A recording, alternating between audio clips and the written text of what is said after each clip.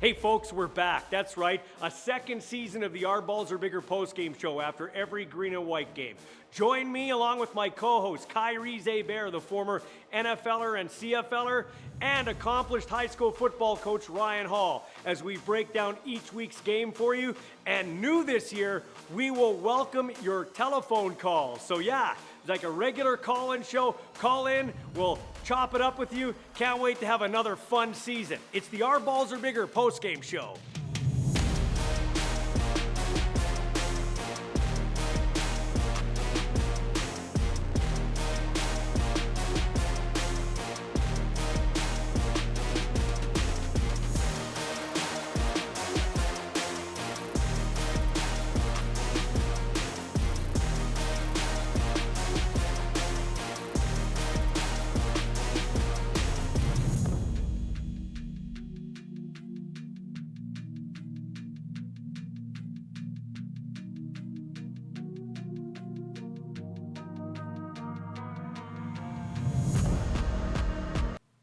All right, and welcome to the Our Balls Are Bigger postgame show. This is Michael Ball. That's Ryan Hall. Ballsy and Halsey. Welcome back to the show, my friend. How are you? I'm doing great, Michael. How are you doing? Awesome. Happy Thanksgiving. You too, man. Now, I was told to tell you to flip your camera horizontally. So since we're uncut, can you flip it horizontal? Yeah, there we go. Okay. There you go. Now I'm looking sideways. I like the. Oh, okay. You're looking. Well, he told me to flip it horizontally. I like the shirt though. Shirt's looking good. Yeah, well, hey, these shirts are very, very form-fitting, very complimentary to the older male physique. So I recommend everybody get one. All the guys out there watching. Hey, I saw on an unrelated note, our buddy Matt Young at CTV in Saskatoon, who does Pats games with me on Access and calls Can West football. You would have called the game with him, I think, recently, if I'm not mistaken. Oh, yeah, no, you did with DuPont, but you've called with Matt before. I did one the week before, yeah. Okay, he always throws out those way back clips, and he had one from the Time Vault, CTV Time Vault with you and the Rams in 1987 against the Hilltops. So were you in your second year there? Yeah, I was in my second year with the team starting, yeah. Yeah, okay. Yeah, that was a 39-38 game. Yeah, I had forgotten about that game. That was pretty crazy. Yeah, that was really exciting. All right, so what wasn't exciting was the game tonight, the Saskatchewan Roughriders beating the Toronto Argonauts 27-19. Now, positively, by the way, you can weigh in here. Can you boost my headset up a level a little bit, Leander?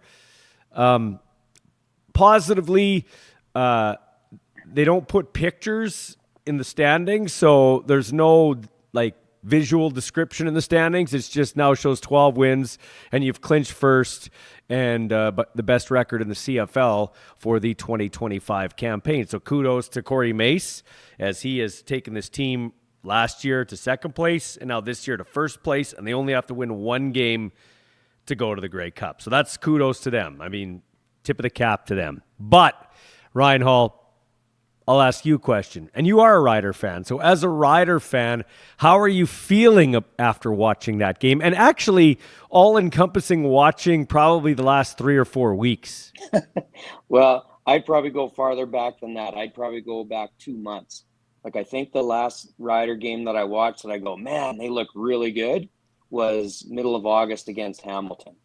I think that was the last time where, it was just a good convincing win against a good team.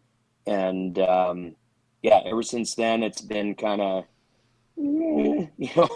just, the Winnipeg games were really tough games, the rivalry games, the Labor Day and the rematch. There was a game or two before that where they didn't look awesome. And then the game since then, they're just kind of, squeaking by when they win. Yeah, it's like they're playing down to their competition a little bit here, and there's no business that one being that close. Daggy was pounded all night. I was surprised. He was taken out a couple of times, and they put him back in. His head's bouncing off the turf left and right. And he's grabbing his head when it happens. And he's grabbing his head, and he's kind of flickering his eyes when he's off on the sidelines with his helmet off. So I don't – do we care about players? Don't we care about players? That's another discussion. But if he doesn't miss 2 throws there, the Riders are trailing late in the game. Like that's I mean, they won, but man, you played a third string quarterback. They even had the fourth string guy in there, and you barely won. Yeah. I mean, being a Rider fan for decades, we've seen this before, where a third comes in and beats the Riders, where you think, oh, gee, it's going to be an easy one. We're playing their third stringer or fourth string or whatever. Now, of course, they won tonight, which is great. They did get it done. Won by a 2-point converted touchdown. But yeah, like we were kind of saying throughout the game, it didn't seem like it should have been that close. Ryan, I guess a positive tonight would be Brett Lothar. Now he hit a relative, like a challenging field goal. Sometimes I think we get lulled into a false sense that 44 yards when the wind's like that, it's easy. It's not that easy. The other ones were very makeable field goals, but we know how much he struggled this year. So if you're a Rider fan, you got to be happy 5 for 5 for Brett Lothar. Yeah, and I think tonight would have been a tricky night to kick because there was a wind. And if you've ever been down on the field at Mosaic during a game, like the wind, it's not like Taylor Field that just blew right through. You're either with it or against it. In Mosaic, it swirls. Like it's hard to judge because the wind goes from different directions depending on, if you're on the hash mark on the 20-yard line or the hash mark on the 35-yard line. It's different. So it's tricky. So yeah, but it was great to see him have a good game tonight. The first one just kind of barely snuck in, and then his other ones, they look pretty clean and fairly close to down the middle.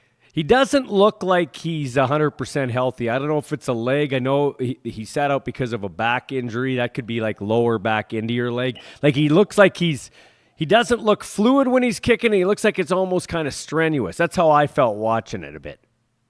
Well, I'll tell you, if it's lower back, like as an older guy with lower back issues, I have a lot of empathy for him then that he's kicking the ball, because I know when my back is not feeling 100% and I go try and hit a golf ball, like, holy cow, it's not pretty. So yeah, if he's fighting through that injury and still able to kick like he did tonight, that's credit to him.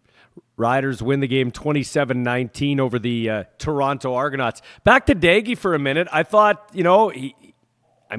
his brother Seth played here, had one start as a Rough Rider quarterback, and they mentioned on the TV broadcast that's kind of how Jared got turned on to the league, came up to watch a game in Saskatchewan, and fell in love with the CFL. Now he's employed in the CFL, and he took a pounding today. Wasn't anything spectacular, but I will tell you this, and this will go to our On the Money segment, that touchdown pass he threw, that was a nice pass.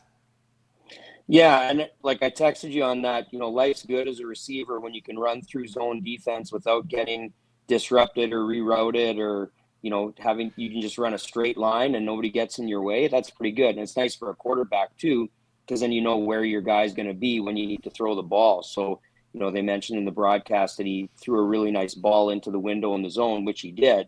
But it would have been a lot tougher if the receiver would have had to navigate around an underneath cover man and get thrown off his route a couple of yards and just disrupt that timing. We've got a couple of comments here on our chat thread. This from Steve. Steve goes, this game was like watching two old immobile people have sex. That's pretty good. It's pretty good, actually. That's the comment of the year, actually. It kind of was. I don't know. I'm not sure if it was that entertaining. He might be giving the game a little bit of credit, but that's pretty clever. That is good. Pat says, how did the CFL not pull him when he kept grabbing his head? Well, they did pull him the first time, but he went in time and time again. The Riders were taking some big shots at him. What'd you think of some of those hits? It was borderline, like old school football, like when your Bears were playing in '85, that would have been considered mild. But in today's day and age, were those good calls roughing the passer? Like they didn't show any replays of that first one that wasn't called. And then the replay, our good friends in the replay booth gave it a roughing the passer penalty. So I don't know if they went to the helmet because it certainly wasn't late. Like it was a bang contact, and it looked like shoulder pad to the chest. Mm-hmm. But kind of like that one that we saw with Revis a few weeks ago. Just so ticky tack, so light, and and unintentional, and just a good technique tackle, going in there and leading with your shoulder pad, and going to the torso, not going to the head. So yeah, I don't know. They, like I said, they didn't show a replay that I saw anyway to verify whether it was a good call, but just thought the replay was very completion to the riders, where it looked like it might have skipped on like it might have touched the turf going through the receiver's hands, but like there was no definitive angle that they showed that, oh yeah, it definitely hit the turf. And then on that fumble, where Ouellette got the ball punched out, and then I didn't think there was a clear demonstration that the defensive player from Toronto had it before Ouellette got his hands back on it. And if it's a tie, like a joint possession, it goes to the offense. That's the way the rules are. But they went with that one where I didn't think there was any clear reason to give it to them to overturn but it. The big one, Ryan, is the respot. Like, what? The respot? He was stopped. He was stopped. Now they move the ball and remeasure it, and the Riders get a first down. Listen, yeah, call me Bomber Ballsy. I don't care. That was that was horse shit. And okay, that's the one I actually agreed with, because I thought they had that good angle from above, and it looked like when he came down on his back, like his back would have been the first thing to hit the turf. The ball looked like it was, because the hash mark was almost right underneath him. It looked like the ball was on the hash mark. So I thought that was the one that I thought, okay, that's like, it was a tough one to spot in the moment. So the referees did a pretty good job, and they adjusted it 3 inches or 4 inches or whatever, which again, I think the replay did a good job with that. So that was the one that I didn't have a problem with. And I was kind of laughing at Dinwiddie, giving the old gesture, like, what a bunch of crap. But like Dinwiddie's team had been the beneficiaries of a number of those overturns or replay calls throughout the night.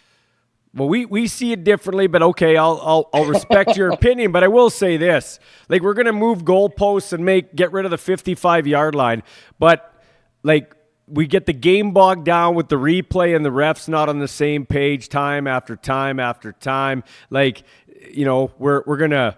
A coach has to use one of his timeouts before the 3-minute warning, or he loses a timeout.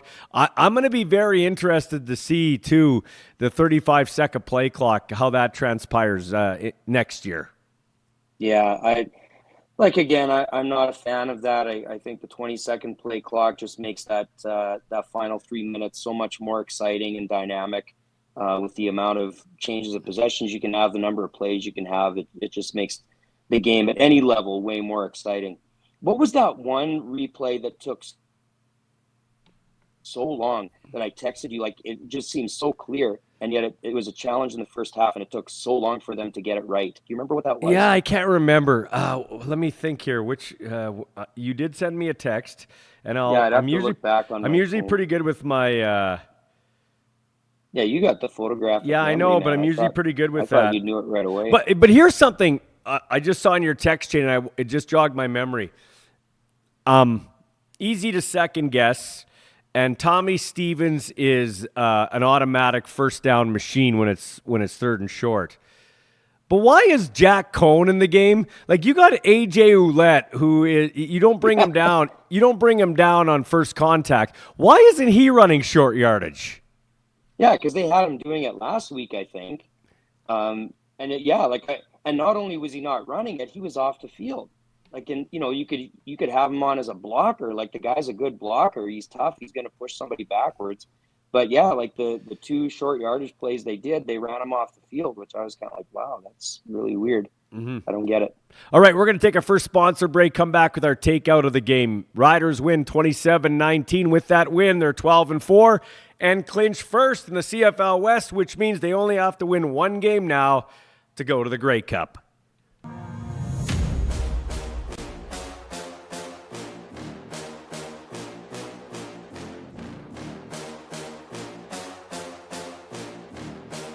The Italian Star Deli, providing Regina and area with quality specialty products since 1966.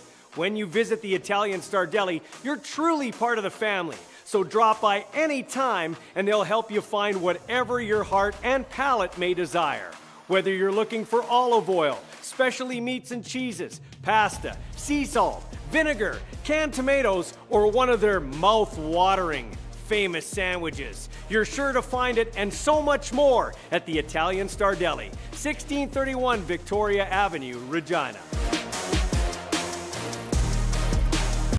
All right, time for our takeout of the game, brought to you by our good friends at the Italian Star Deli. A couple of takeouts really stuck out in my mind. The big one was Red Wine, who was in there on defense, joined the team last couple of weeks. They threw it out to Metel in the flats, or he breaks a tackle, but that awkward where you're not quite on the ground and you're in a vulnerable position, and Red Wine with a textbook shoulder. That was a good, hellacious, slobber-knocking tackle that was pretty clean, Ryan. Yeah, it came in and made a nice solid tackle. Again, shoulders, that should never be penalized. I think that's the way tackles in football are supposed to be. Yeah, and then, of course, later, there was a pass underneath the Unger, and Jameer Thurman, I think it was, number 6, kind of tattooed him over the middle. I thought that was a pretty good tackle. You know who else has been physical for the Riders here?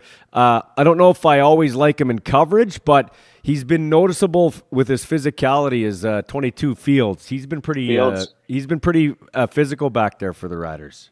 Yeah, he's aggressive. Like, he doesn't dance around with blockers. He takes them on. He tries to go through them to get to the ball carrier. So, yeah, I think especially in the first half, it looked like he was making some plays that way. You know, you hope the Riders, if you're a Rider fan, can get back to some health on defense in the secondary, because playing C.J. Rivas at safety, he's too far away from the ball. I didn't even know he was playing half the game. Like, where's number 1? And like, you want him down in the box. You don't want him playing free safety, in my opinion.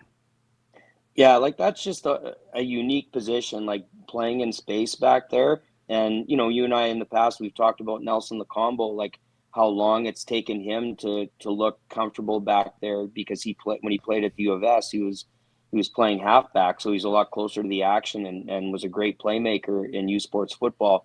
And it's just a big adjustment. And I think, like Jackson Ford, who's played a lot of safety in high school and university with the Rams, like, he's a more natural player back there, just because that's his place. He's played there for years, and he's comfortable working in that space. No matter what the coverage or the system is, it's just, you kind of have to be comfortable with the angles and the timing and the spacing and all those kind of things that are factors to be a good player in the middle. Hey, I don't know. I'm a Jersey guy. I don't know if you're a Jersey guy. Little sidebar here. The obsidian green jersey. First of all, I want to say Mark Habeck. I know him well, the guy who's in charge of all the memorabilia over there and at the team store. Like, he's the dictator of memorabilia for the Riders, and he does a great job. Okay, and it was because of his design. Like, the fans obviously like it. Okay, because they wouldn't have had a profit if not for the jersey sales. So tip of the cap to him. This isn't really a comment. Which is pretty amazing. Yeah, this isn't really a comment to, I guess it is, but I don't mean it as a slight to him. Like, I think dude does a great job. But I gave it some time. And as a play-by-play guy, I absolutely would hate the jerseys. Tough to see numbers. Yeah, but I don't like them. I don't like them. They look cheap to me. I'm sorry. I don't like those jerseys. I don't mind them. Like, I don't love them. I don't look at it and say, oh, I got to rush right out and get those. Like, I think a lot of the clothing that they have with the color and the different logo, like the top that the coaches were wearing tonight, I thought that was a nice top. And I've seen some of the hats with the Obsidian S logo, and I think, oh, they're kind of nice.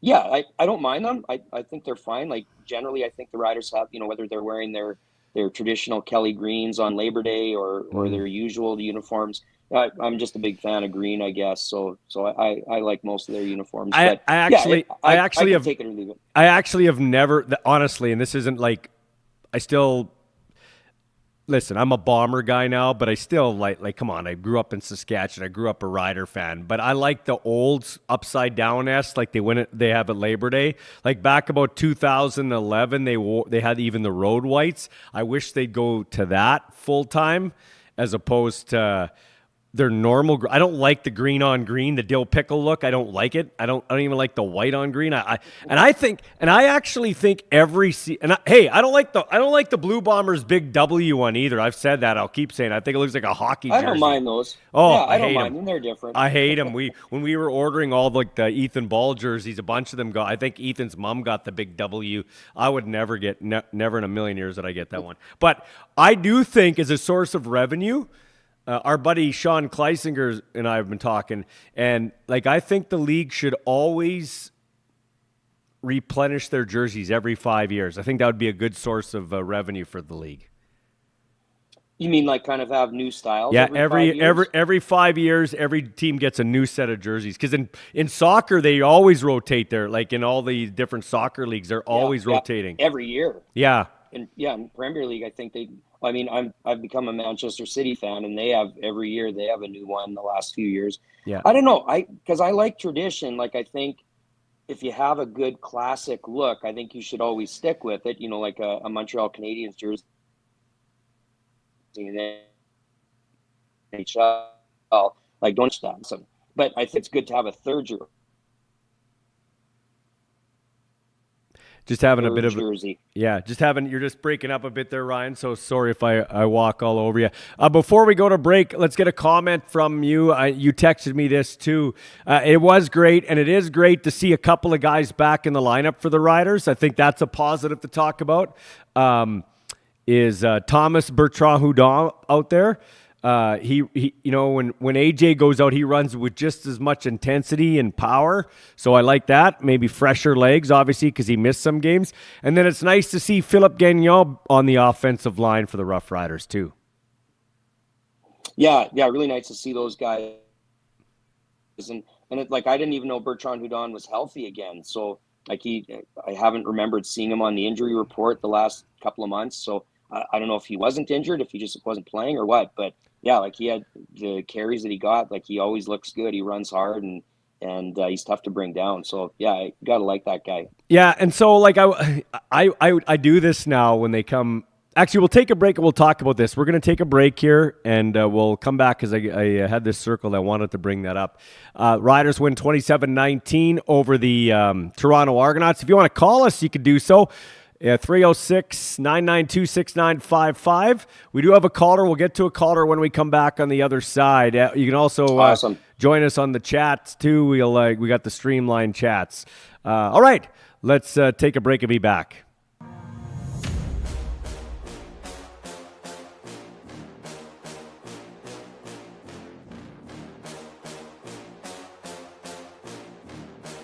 Ward Tire Craft Regina, proud to be the last of the small town style tire and automotive shops in the city, prioritizing the happiness of their customers and the safety of their vehicles. They've had some of the same customers for over 40 years, including yours truly, which is why I asked them to come on board as a sponsor for my shows.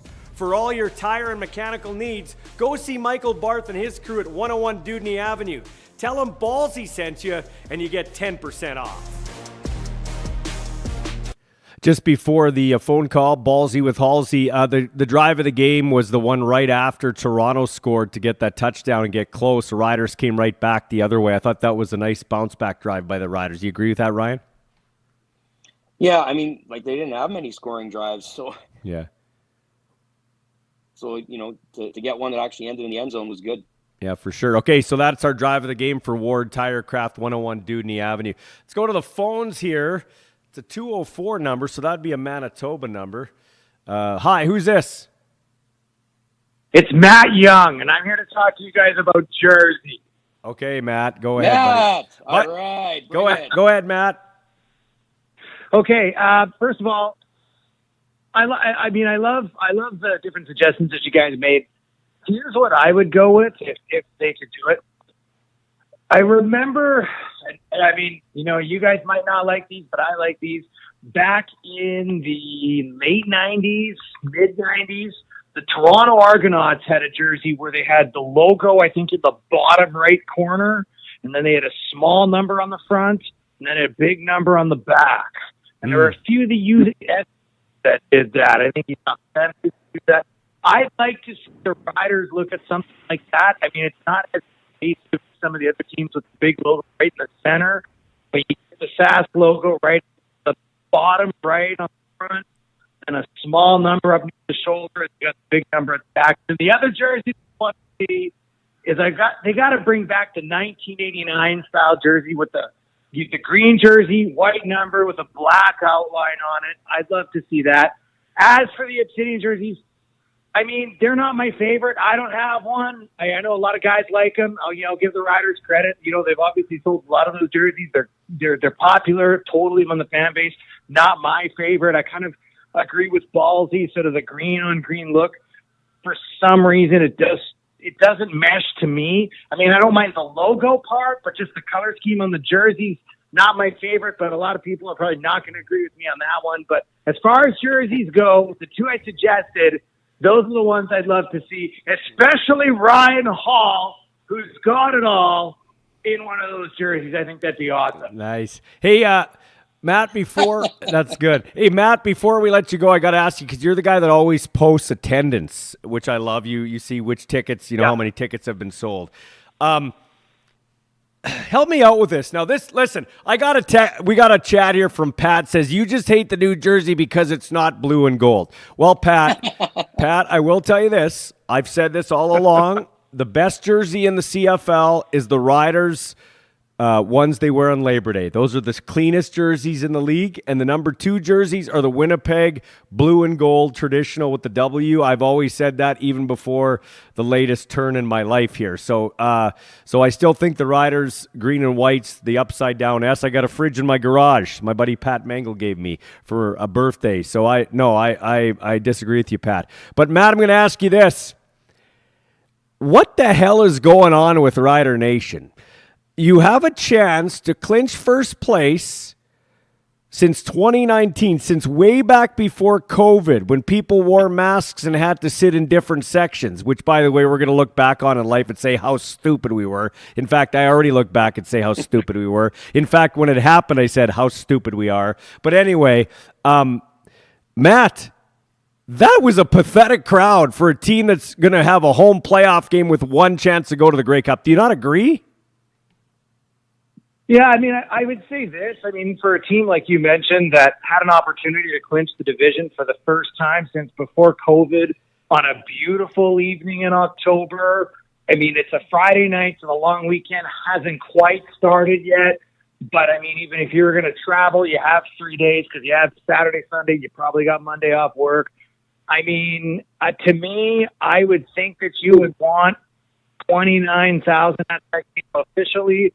They announced attendance at 27,500. So, I mean, they had a decent walk-up crowd, I guess, in the last 36 hours before the game. Added about 26, about a day and a half beforehand. So that's not too bad. But I think when you look at it, you probably want a better crowd than that. What's going on with Rider Nation?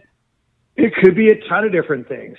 It could be the fact that since COVID, streaming has gotten extremely better to the point where you can be pretty much anywhere in Saskatchewan, even at the lake, and you can have the game on your phone. Mm-hmm. So that may have something to do with it there.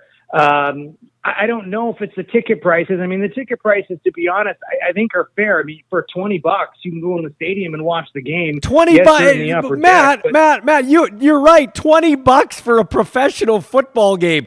All of those tickets should be sold out. Like every single one of those co-op seats should be sold out. Yeah, no, I agree. I 100% agree. And you know what? I kind of don't really know. I mean, I kind of don't really know. I'm not sure.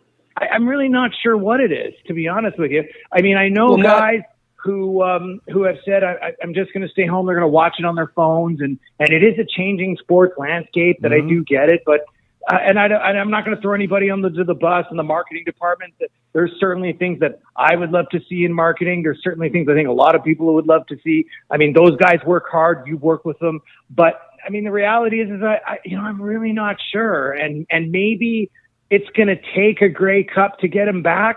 I don't think it should. I think that if you have an opportunity to clinch the division at home with 2 games left on a nice night in October, I mean, I think you would want a better crowd than that. I know in today's world, attendance is not everything.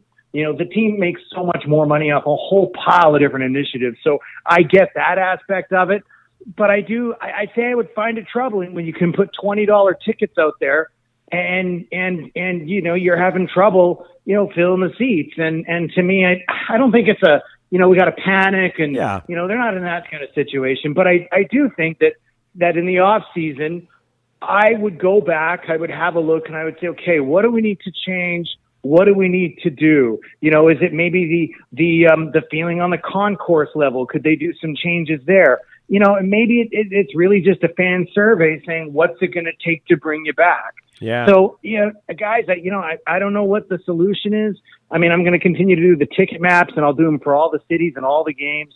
But I would say this. I think for that playoff game, I think you got to have 29,000. I mean, this is the first West final they're going to host in a number of years. I think you got to have 29,000. And I think if you can't get that, especially if the weather's nice, I mean, I know it's going to be November, but I mean, they play NFL games in January. I mean, there's cold games. Even the weather, I buy it, but I don't. Mm-hmm. The reality is that we're going to have a conference championship in Saskatchewan with the Vanier Cup not far off of that. I mean, I think you want to get 29,000, 30,000, 31 if you can. And if you can't, and it's not an indictment, but I do think you got to go back and you got to sit around a table and say, okay, guys, what's changed since 2018, 2019, when they were pulling in 32, 33 a game? I know the new stadium thing is kind of worn off a little bit. I get that. And they went through a unique period because 2 years before the old stadium closed, everybody wanted a ticket. So it was a bit of a unique time for the Riders. But I think you got to sit around the table and say, how did we lose some fans? What's it going to take to bring people back? And maybe you got to make some changes. It could be something as small as, I mean, I don't know, is security too invasive? Are the rider store too expensive? Well, security. Yeah. I mean, I don't really know. Security is way too. Listen, well, I can just go by the comparison between Winnipeg's Princess Auto and Mosaic. Security here is ridiculous compared to there, like ridiculous. Like from the time from the time I walk from my son's apartment to the stadium in Winnipeg, it's 12 minutes to walk there, including walking through traffic, which I'm directed perfectly right up to the front door. And when I get to the stadium, I go in and it takes me literally, I'm not joking, I timed it 45 seconds to get through security to get into the game. That's how it should be. Bing, 1-1, you're in. Not here. They used to shake me down when I was the voice of the team. Maybe it's because I'm a shady-looking guy. They know who I am every week, and they still shook me down for 2.5 minutes. It's ridiculous. It's ridiculous. Anyways, Matt, we got to be... Hang on. Yeah, go ahead. Michael, can I ask Matt one question? Yeah, sure. Go ahead. Yeah, go ahead. Matt, you're up in Saskatoon, right?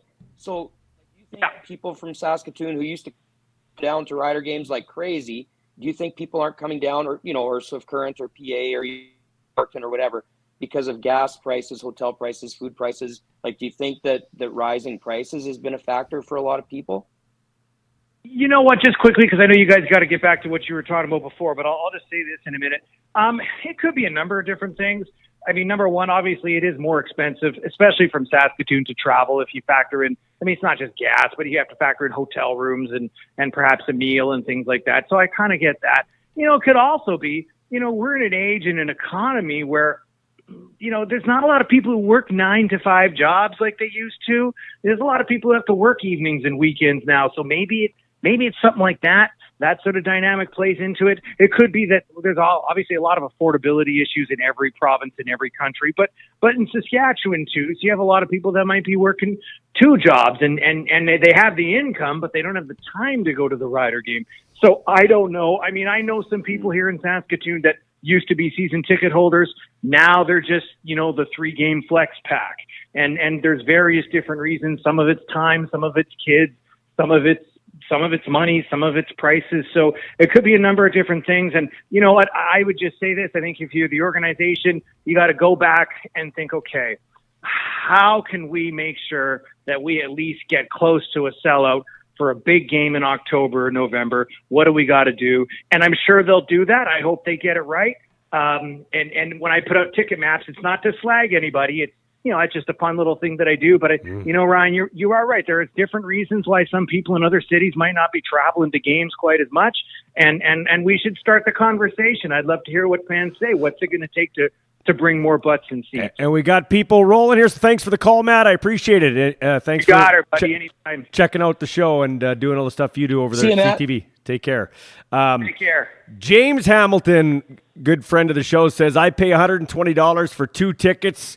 Many can't afford those prices. Ticket prices are ridiculous and should be addressed. Well, they have tried to address them upstairs, $20 tickets, but I don't think anybody in a CFL stadium should pay any more than $80 a seat. That's my opinion right now. We're not in a position to charge any more than $80 a seat. And I'm talking $80 for the premium seats between the 40 and the 40s. Anything else is like 50 and then 30 and then 20. That's what we have to do to get them back, I believe. Okay, we got another call here, Ryan. Let's keep her going here. Let's go to Dave. Go ahead, Dave. You're on the show. Nice. Go ahead, Dave. Dave, you Hey, there? Ballsy. Hey, Dave. Go ahead, man. How you doing? I'm calling from Mexico. There, I got a text exchange, but I'm in Mexico. I sent you a Facebook a little while back there, and now I wanted to call you in a couple of things here. The jerseys. I don't like the single color throughout the entire thing. I texted, I don't know if it came through or not, but the old Rider jersey with the green pants, the white stripe down the pants, the white top with the green and the old logo. Just this whole one color stuff doesn't work for me, especially the pants. They're just awful. Mm-hmm. The next thing I was going to comment was your on the quarterback, the second string quarterback doing the sneaks. That's the thing that I'm not fond of either. It's almost like because somebody started it, whether it was Calgary, whether it was Strebler in Winnipeg or whoever. Now it's like everybody has to have their backup quarterback doing it. When I think it's ridiculous. Like when Fajardi was the backup there a little while back, they had him doing it. And then when Bethel Thompson was the backup, they had him doing it. Like, come on, the starter. The starter has more options because he's in the game. So, and then the idea of a big back doing it, like you were mentioning with Roulette there. I mean, it doesn't make any sense. It's one of these copycat Well, things. And Dave Ryan can jump in here because he's a more accomplished coach than me. Well, I'm not an accomplished coach at all. I just like babbling for a living. But no, like I agree with keeping the starter in, Ryan, kind of what Dave was saying. If you're trying to stop the defense from getting a substitution, because if you keep your guy in there, they can't get any substitutions. If you don't substitute, they can't substitute, so you keep them in there. But the thing is, in short yardage, though, that's where a lot of injuries can happen, and you don't want your starter like that. It looks like there's not much going on there, but Ryan, you can speak to this. There's a lot going on down there. Yeah, and especially a guy like Trevor Harris, he's not he's in great shape, but he's not a muscular. He's not a Strebler. He's not a young guy. And he's kind of what the team is banking on right now to take him to the Grey Cup. So yeah, I don't think you want to put him in harm's way. If you got a different kind of quarterback, then I think you could certainly look at keeping the starter in. But a guy like Harris, who's kind of more your pocket passer, I don't know if I'd want him banging heads with guys on the line of scrimmage. And Dave, you wanted to comment on the rules. What did you want to say about the rules, Dave? Yeah. Actually, two quick things. One on the rules. First of all, I think the whole thing was shady as hell. I mean, you can't get it any more shady than the way they pulled that thing off. They threw it in. They spoke to all of the TSN crew, almost all of the media, and told them to stay on the same page here. Like if you're gonna bring in those rules because you're looking at, I don't know, maybe they have to do it to expand to the states, save the league, whatever it is. Give us straight goods. Don't bullshit. Don't play this game like, oh no, we're not changing the downs. Oh, we're not going to change the thing, and tell us bullshit that the field by making it smaller is going to be more exciting. By making the end zone smaller, it's going to be more exciting. Come on, it lessens the amount of play options you have. None of it makes sense. It's just just give us straight goods. Come right out and say, look, we got problems. We're not going to get a TV contract in whatever it is, 2 years or whatnot. We have to hook up with an American affiliate, so we're doing this, and that. Then fine. If you got to do that, you got to do it. But we're not stupid. It's like you were talking about the whole, I don't want to get into it, the whole COVID thing. They think everybody is brain dead, and they'll just throw the stuff at them. The media will feed it to them, and they'll buy it. So, no, I'm 100% with you on the whole rules thing. The last thing is that I don't want to blow smoke up your ass, Ballsy, but you're like the only guy around that's literally your namesake. You're the only guy around in this media that's got the balls to say anything. And, I loved when I'm not even in Saskatchewan. I lived in Saskatchewan for a while. I'm a Bomber fan, never been a Rider fan, but I always used to listen to the post-game show.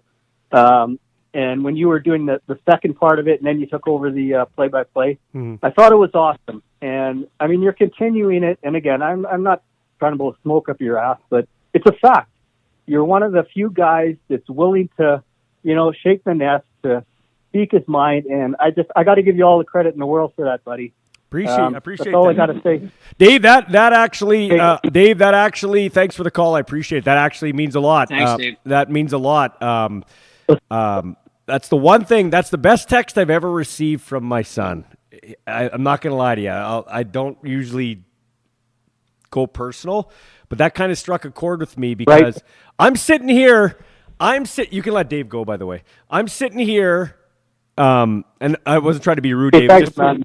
Thanks, Dave. We're just kind of cross-pollinating here, so to speak. Dave, this is why I'm sitting here, because I do call it like I see it, and I'm always going to call it like I see it, and I think I'm pretty fair. Yes, am I biased right now?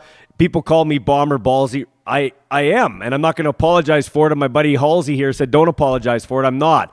But, hey, I do call it like I see it. If you don't want any bullshit and you just want somebody that's going to call it like he sees it, this is the way it is. And that's kind of where we've gone in life, Ryan, with the mainstream media. It's the mainstream media gets told what, for whatever reason, whether it's politics or COVID or the CFL, do you really think that everybody out there in the CFL media landscape like this? Do you really think that there was a general consensus that a league that outscored the NFL by 9 points a game, that's going up 3 straight years scoring and has the most points in a year since 2008, that these changes are good? Do you think everybody be like, oh, this is the greatest thing since sliced bread? Really? You really think that? Come on, there's no way. There's no way, Ryan. There's no way. No, Dave's comments about this were all bang on. Like he nailed it, and like you said, giving credit to you for being who you are. And like, there's people like you that are loud and obnoxious, and they do it just to stir up controversy and get clicks and stuff. But you're doing it because you legitimately, it gives you, listen to what you're saying, listen to what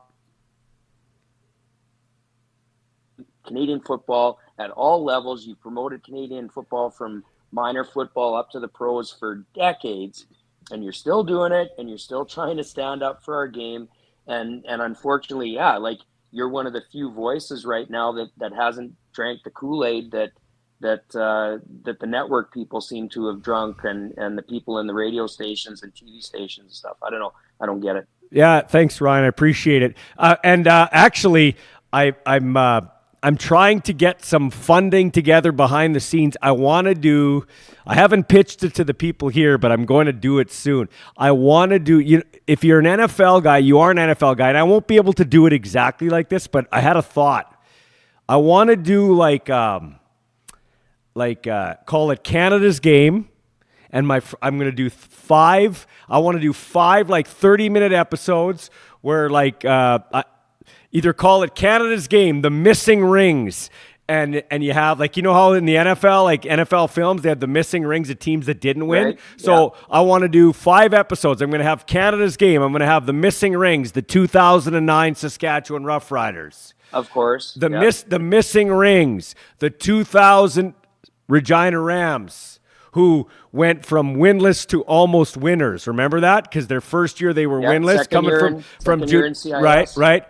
The third one was going to be the 2013 Regina Thunder, the Thunder Rolls, right? And where you just interview 2 or 3 guys the season in their own. They won that in 2013. Yeah, that's what I mean. They won. So it wouldn't be all missing rings. Sorry, it would be Canada's game. Then in the 94 Grey Cup, Canada defeats America, the BC Lions over Baltimore. And then, I don't know, I could come up with a 5th one. The almost stolen rings, the 1981 game where Ottawa at 5-11 almost beats the juggernaut Eskimos in Montreal. Do you know what I mean? I want to make docu-style. Like, I'd love to do that. It's going to take some money. So that's kind of the thing that I have. I know I have the people... I know the people behind the scenes here could do it. It's got to find some money. But that's what we need. Like, once again, I'll go back to this because you weren't on the last show when I was talking about this. They had the World Vision commercial, and they showed 10 CFL guys with clips of them. So did they do like a hour documentary, or is it just a commercial? Like, where do I see this? That's the shit we need. Like, I want to see Brady Oliveira dancing with the kids in Kenya, and Royce Metier carrying water with the ladies. Like, that's what I want to see. Take me behind the helmet. Now I want to go watch Royce Metier because, holy shit, that's kind of cool. And I want to watch Royce Metier because I got to coach him on the national team. Right. And he's a great dude. Yeah. Like, you're exactly right. Like, that kind of thing, that's like the NFL does that all the time. And there's just a perfect example of like a human interest story that's not just for football junkies like us.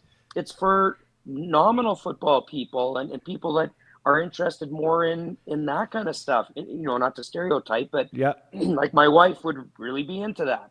You know, she'll maybe sit down and watch a little bit of a Rider game with me, but if there's a show like that, you know, she's going to watch that because that's going to be really interesting and cool, and you know, it's going to maybe be touching in some parts, and you go, wow, like those are real dudes, like they're real people, and they care about these people in another country, and you know, they did this really cool thing. Like, yeah, to me, that's just like such a blatant, great opportunity to get such positive promotion, that the big P word that the CFL is missing, positive promotion for the players, for the teams, that leads people to the game. I got this from Gavin Stewart. Gavin says, hey, Ballsy, were you at the game or home like the other ex-media?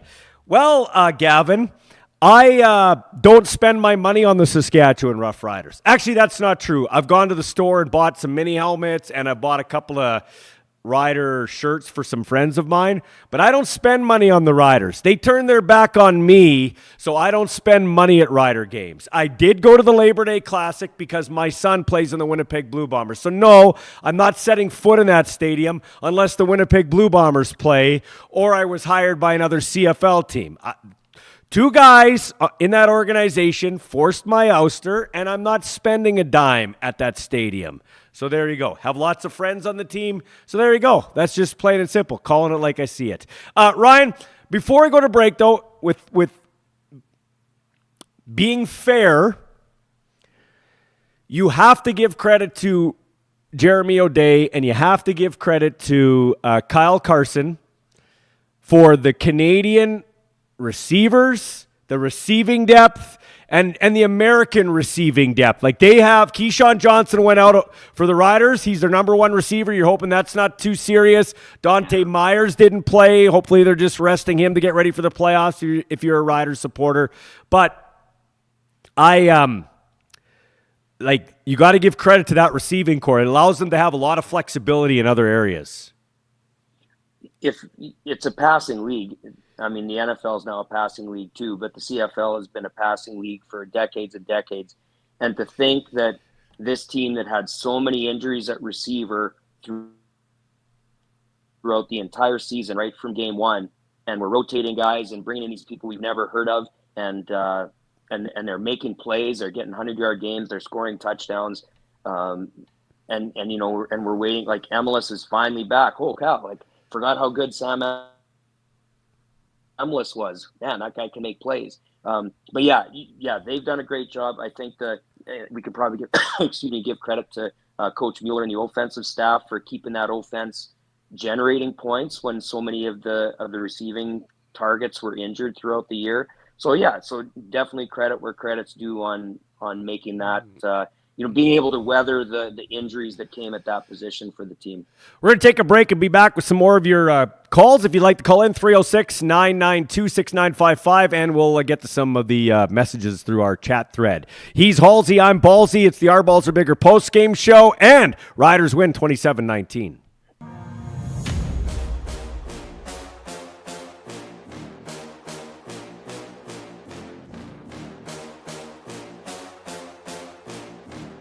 Payson Insurance specializes in helping hard-to-insure people get coverage. They also offer a range of financial management and investment services to help secure your future.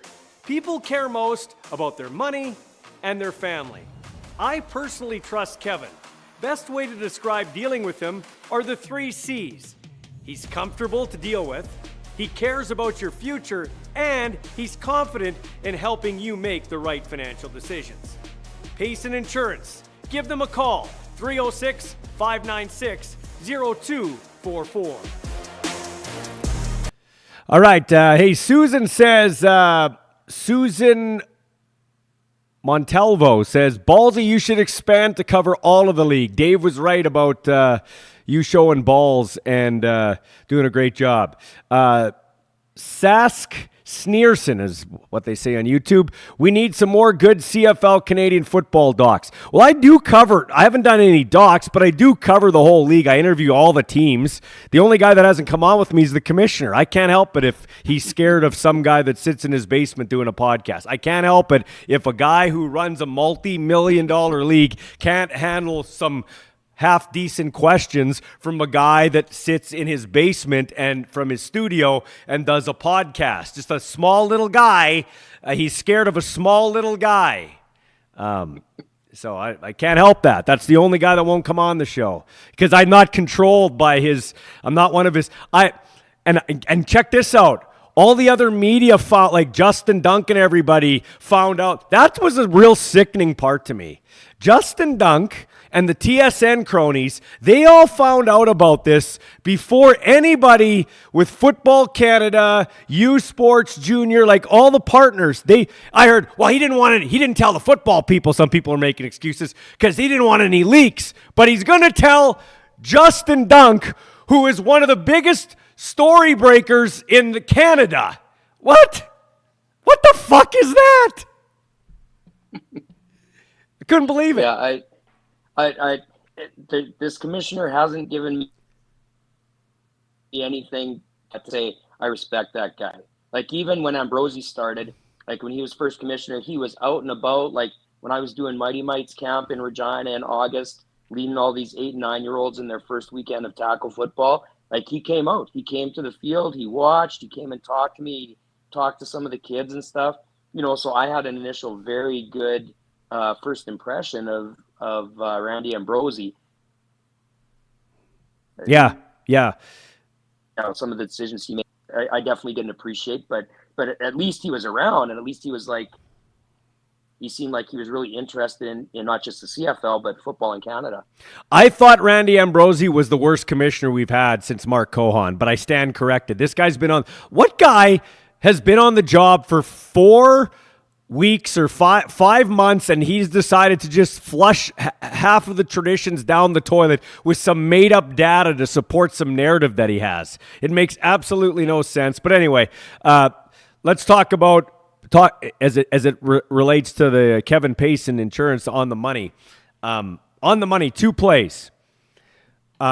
Trevor Harris's throw to Sam Emlis, who makes a great catch off a helmet down the sidelines when the Riders game was teetering at the end. I'd say that. And then I got to give Jared Dagey, I mentioned it earlier in the broadcast, that throw. I know you said it's easy to go through, down the path when nobody hits you or impedes you, but that still was a great throw. It was like a bunch of moving targets, and he dropped it right in there. Yeah. There was another really nice pass. I think it was that Harris made and it was on that double move when the wide receiver on the right side ran that slant and go that the Riders have scored touchdowns on. Robustelli, yeah. In the season. Yeah, Robustelli, yeah. And the defensive back didn't bite on the slant. He recovered really nicely, and then Harris threw back shoulder, which is super tough for a defensive back to defend. Like, it was a perfect back shoulder throw.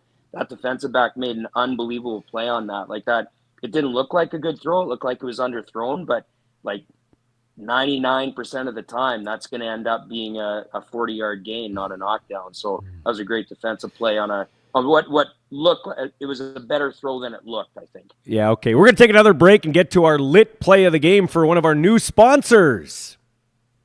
Athletes aren't built during the season. They're built here in the off season, where real progress happens. At the Den Sports Performance and Agility Center, they don't just train, they develop. For athletes ages 13 to 17, they offer team packages and individual group training with up to 5 weekly sessions of your choice of dryland or strength-focused work. Every program blends strength, agility, balance, mobility, speed, and recovery with a focus on durability that most programs overlook. Because showing up on game day means staying strong all season. Every session is coached by a certified speed and strength specialist and focused on long-term athletic success, not quick fixes. Flexible programming, real results. The Den Sports Performance and Agility Center is where serious athletes level up. Book your spot now at thedenyqr.ca.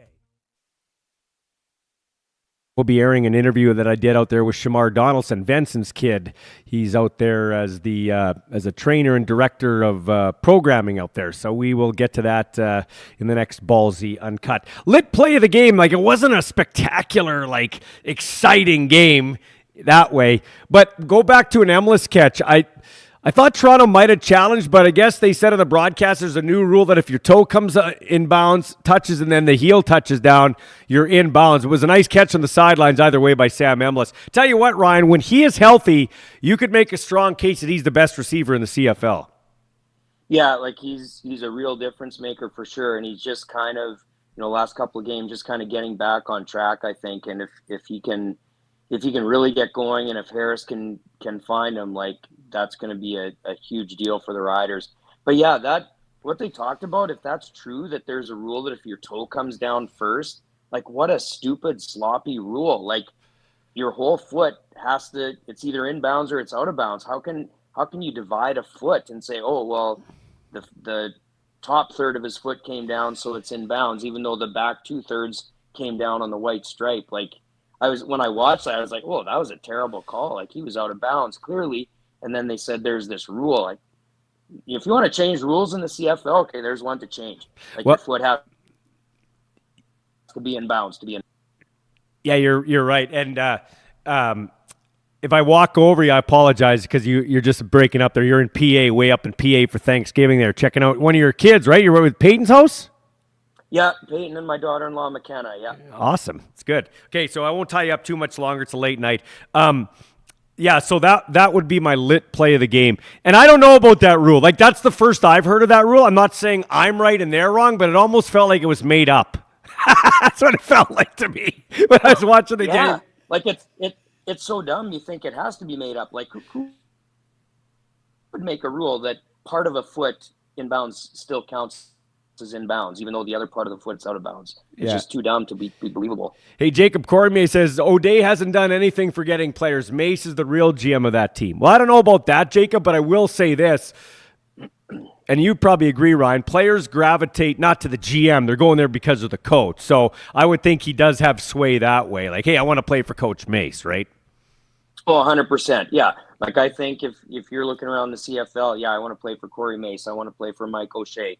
Like, those are the guys that, if I was a player, those are the dudes I'd want to play for. Mm-hmm. Yeah, for sure. Okay, so that is our lit play of the game.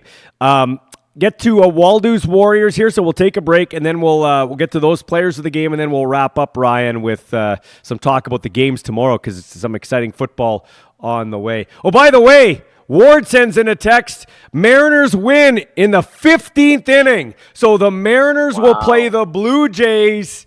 And that's interesting because the Blue Jays are going to have home field advantage throughout the ALCS because the fans travel big time from BC into Seattle. So that could be home field at Rogers Center and in what they used to call Safeco. I don't even know what they call it now. But, yeah, it's going to be a great ALCS. Okay, we're going to take a break and be back. Waldo's Warriors, appropriately named after Paul Waldo, the local football legend, played for the Thunder, played for the Huskies, three-time Grey Cup champ, and still coaching the Stars of Tomorrow today with the U of S Huskies. Well, now he's taken his talents to the real estate game with the home expert team on Vic Avenue East. If you want to get in the real estate game with the three-time Grey Cup champ, give Paul and his team a call, 306-502-5355. All right, welcome back. Hey, by the way, yeah, I just got a text from my son. He goes, "Boy, you're pulling a late shift tonight." So he's watching our show from his hotel room in Edmonton before the Edmonton-Winnipeg game tomorrow. I was going back to what was it Dave from Mexico when he sent in that text. I was starting to say what Ethan sent to me. I don't know, like I know you're really close with your sons, although I guess your wife and Marcus are gone to Tampa. To Tampa, yeah. They're going to the Lightning Devils game tomorrow night, and then the Bucks 49ers on Sunday. And you're over here doing dad duty over there. So you guys are close with you guys are close with your kids, and I'm close with my son and daughter, Ethan and Mara. But Ethan sent me a text, and he said, "Dad, I just want to tell you that he goes, I'm proud of you because you've always stuck to your guns and you have lived up to your name, Ballsy. So when your kid says that to you, then that's really all I need, right? Like that's that, and yeah, that's good enough to go to bed with a smile on your face. Yeah, I'm happy about that. So when Dave said that, it kind of struck a chord with me. So I appreciate Dave's comments there. Okay, the players of the game for Toronto, I had, Daggy hung in there, but he missed 2 throws at the end, which hurt his team. I like Mackay Polk since he's coming back from trying out with Buffalo. I thought he's been nice.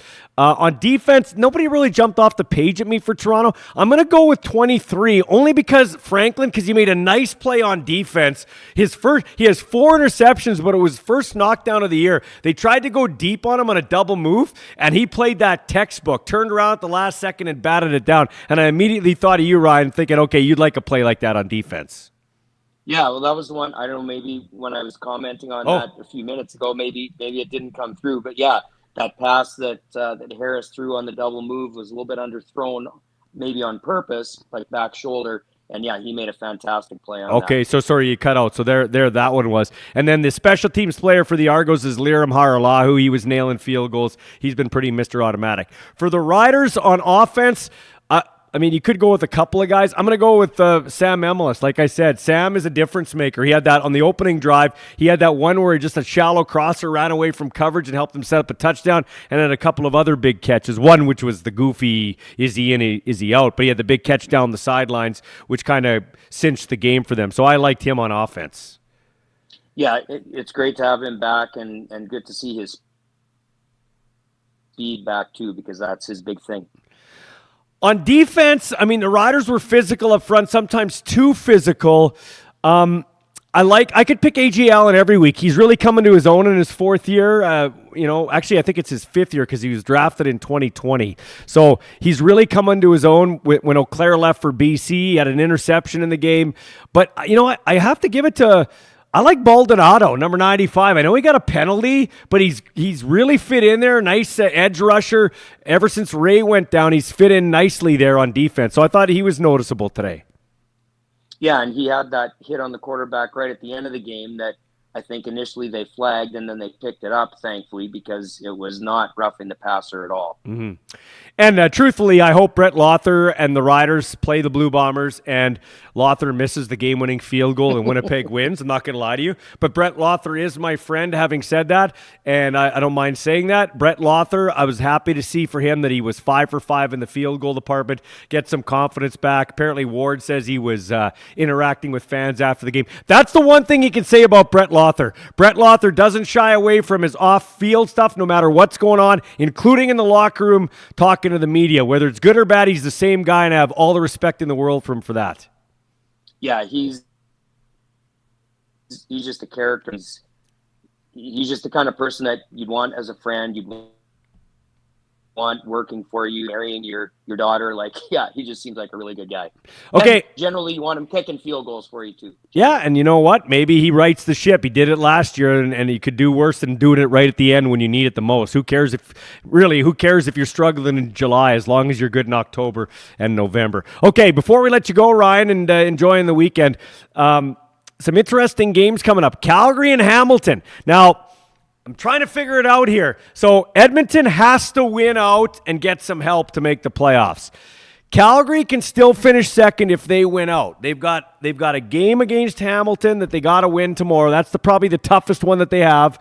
Toronto comes to Calgary, and then they got a provincial rivalry, depending where Edmonton's at. That'll be a tough one too. But I think this is the big one. If they can get over this hump and get some confidence back, Calgary wins out, they will finish in they could finish in third if BC wins out. Bottom line is this: Winnipeg has to win this game if they have any designs on finishing second place. I think if Winnipeg doesn't win this game today or tomorrow against Edmonton, the Winnipeg Blue Bombers will be the crossover team. Yeah, and Edmonton's been playing pretty decently lately, so that's going to be a tough game for Winnipeg. That could be the most interesting game of the weekend, I think. Yeah, I do think so, and I don't think it's going to be an easy game for the Winnipeg Blue Bombers at all.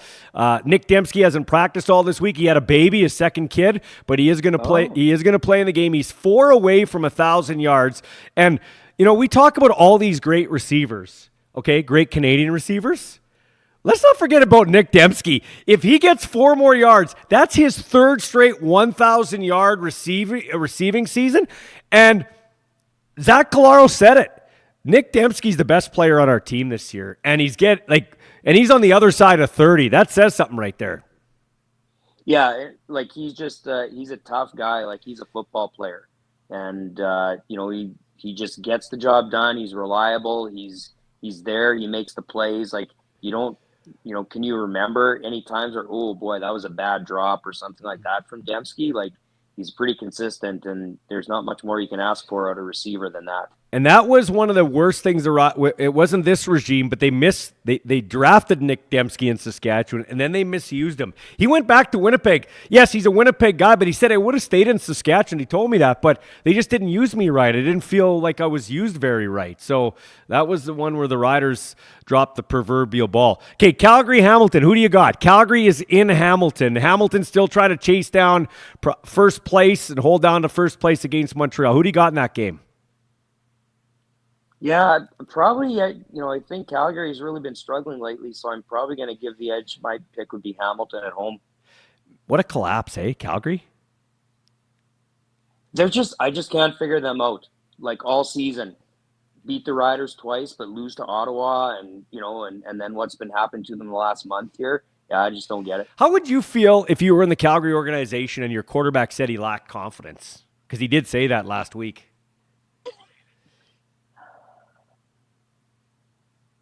I guess I would think I got to work with this.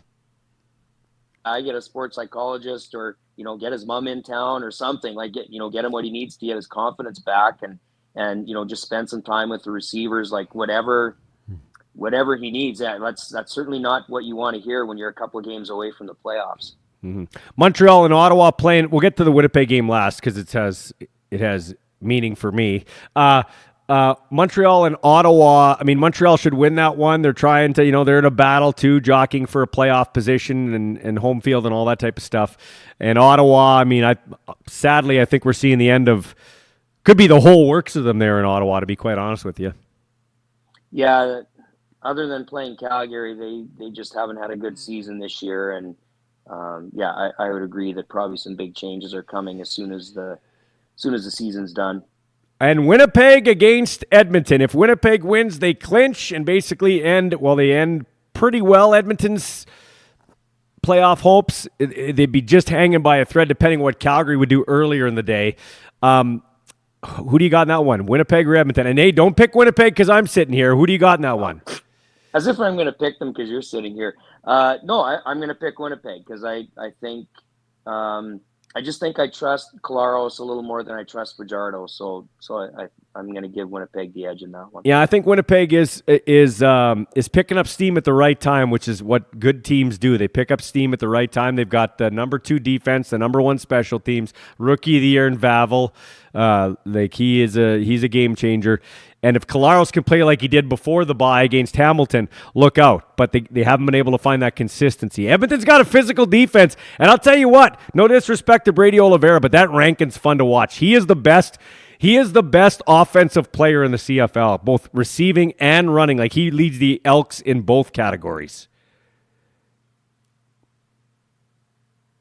Yeah, I haven't seen him that much, so I don't have the same appreciation that you obviously do, but now I want to see him after what you just said. Oh, good. Hey, anyway, man, I'm going to let you go. Happy Thanksgiving. I do appreciate you taking time all the way from PA. It was a long drive up there, and then you hung out with me for over an hour. I said we wouldn't go that long, but we could talk for a long time. I like hanging out with you. Thanks for representing, wearing the shirt. I'm wearing my shirt, too. I'll be on the lot at Crestview Cry. I'm going to cover that up there.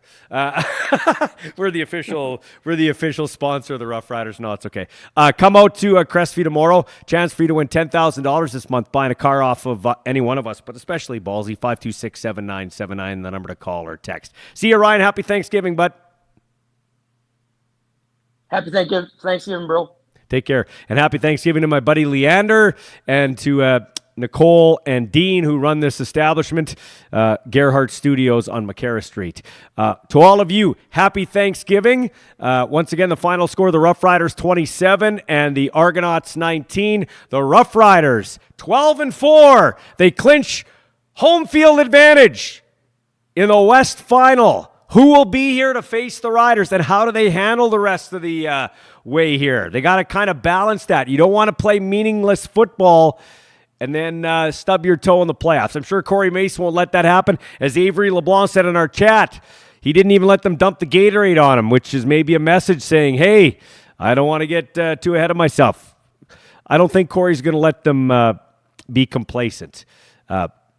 But they haven't looked spectacular the last few weeks. But like I said, they don't have a picture in the win column. They just say 12 wins.